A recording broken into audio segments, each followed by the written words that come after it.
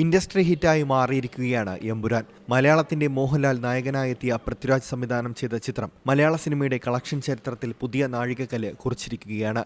ഏറ്റവും വലിയ ഓപ്പണിംഗിൽ നിന്ന് ആരംഭിച്ച റെക്കോർഡ് പിന്നീട് ഏറ്റവും വേഗത്തിലുള്ള 100-200 കോടി ക്ലബ്ബുകളും കടന്ന് 250 അടിച്ച ഇൻഡസ്ട്രി ഹിറ്റായി മാറിയിരിക്കുകയാണ്.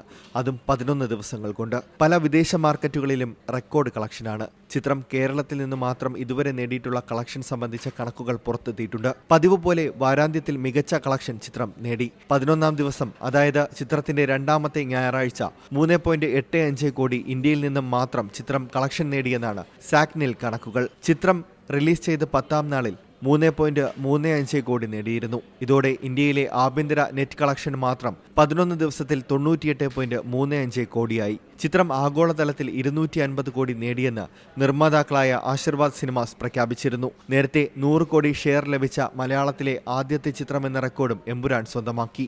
അതേസമയം 10 ദിവസങ്ങൾ കൊണ്ട് കേരളത്തിൽ നിന്ന് മാത്രം എമ്പുരാൻ നേടിയിരിക്കുന്നത് 75.79 കോടിയാണ് എന്ന കണക്കും പുറത്തുവന്നു. കേരളത്തിൽ ഏതു ഭാഷാ ചിത്രവും നേടുന്ന ഏറ്റവും വലിയ ഓപ്പണിംഗ് കളക്ഷനും നിലവിൽ എമ്പുരാന് സ്വന്തം. റിലീസ് ദിനത്തിൽ ചിത്രം കേരളത്തിൽ നിന്നും നേടിയത് 14.07 കോടിയാണ്. തമിഴ് ചിത്രം ലിയോയെ മറികടന്നായിരുന്നു ഈ നേട്ടം. അതേസമയം മഞ്ഞുമൽ ബോയ്സിനെ മറികടന്ന് മലയാളത്തിലെ ഹയസ്റ്റ് ഗ്രോസർ എന്ന റെക്കോർഡ് എമ്പുരാൻ നേടിയതും മലയാള സിനിമയെ ഞെട്ടിച്ചു. Entertainment desk, C Malayalam news. പുതിയ വാർത്തകളും വിശേഷങ്ങളും ഇനി വിരൽ തുമ്പിൽ. എല്ലാ ഡിജിറ്റൽ പ്ലാറ്റ്ഫോമുകളിലും ഇപ്പോൾ സി മലയാളം ന്യൂസ് ലഭ്യം.